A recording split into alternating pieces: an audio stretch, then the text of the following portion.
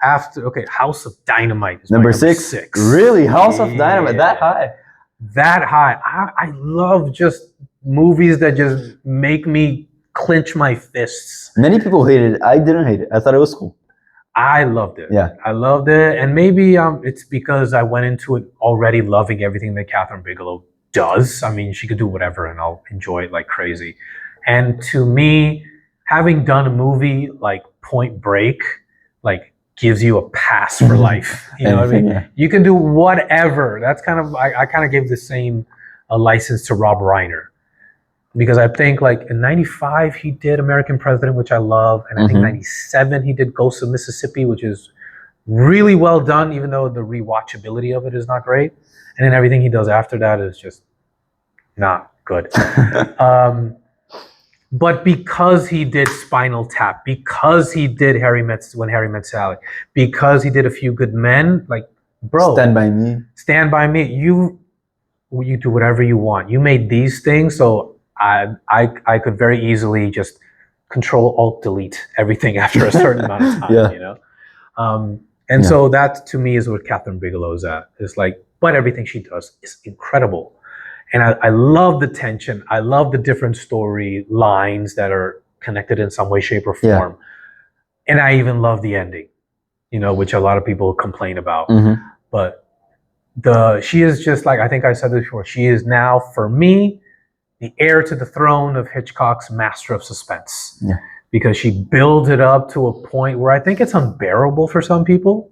And I think that's the visceral reaction. For me, especially the first story with Rebecca Ferguson. That was, Well, I remember, I think I've told you this before. I love tension in a movie. And I understand some people don't, because I remember watching Inception in the movie theater. And the part where the van is falling in slow motion. In the end? Yes. Okay. It's falling and it keeps going. And I remember, and they just keep going deeper, right? Into the dream world. And I literally remember I'm watching this and I'm like, wow, this is so intense. Like, and then I saw a woman out of the corner of my eye towards the last part of where the van is dropping into the water. Yeah. And the woman's just like, she literally does that. And I'm like, this movie is brilliant. Yeah. Look what it's doing to people. Visceral reaction, you know, which is what I think the best movies do. Have you ever had like a physical reaction to a movie or a show? Yes. The physical reaction I remember is Wolf of Wall Street. It's the Quaalude scene. It's when Leonardo DiCaprio, like him and Jonah Hill take what they call a lemon, and like an old school like Quaalude. Quaalude is a drug that doesn't exist anymore, really. And then like they take the drug, and then when it finally takes effect. It's the phone scene. Yeah, like that's crawling. That's amazing. To his car. Yeah, he drives home. Yeah. And then Jonah Hill like chokes on the piece of ham. That entire scene, I remember when it ended and Leonardo DiCaprio just like collapses on the couch. I watched it a certain kind of way. I clicked the space bar to pause, and then I had to walk away. And I remember walking to the kitchen and literally saying out loud, I can't believe that just happened.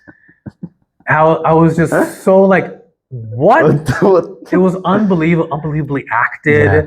Just that was a movie in scene. itself. Yeah.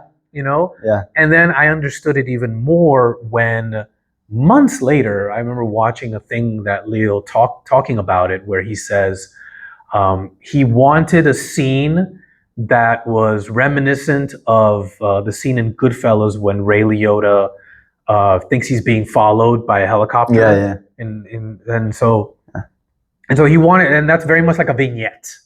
And he wanted something like that. Yeah. And then they come up with this madness, you know? Get off the phone! It's just so great. And that's the first one that comes to mind. Do you have one? Watching Shrinking, the show. TV show I love. With Harrison Ford? Yeah, and Jason Segel. The final episode of season 2. Mm-hmm. There's it's not even a reveal, it's just an unexpected moment for a character, like a decision he makes, which is I twisted myself. Yeah, it was beautiful. Okay, so your my number six. So my number 6 is, I'm gonna talk briefly because you probably haven't seen it. Sorry, Baby. Yeah, I've not seen it. It's a perfect balance of tones. It's about a woman who has something terrible happen to her. Okay. And it's about her trying to make this not the highlight of her life. Because it is for a lot of people who have this happening to them. And it's a beautiful exploration about suffering in life and how to not make suffering... Not be defined by... Exactly. Not be defined by your suffering. And it's beautiful. The last scene Who's in it? And who's the director? It's the first feature directed from Eva Victor, who's also the main actress. Okay. You have her, Naomi Aki from Mickey 17. Okay. And John Carroll Lynch is in one scene, and Lucas Hedges is also Okay. in Don't it. know any of them.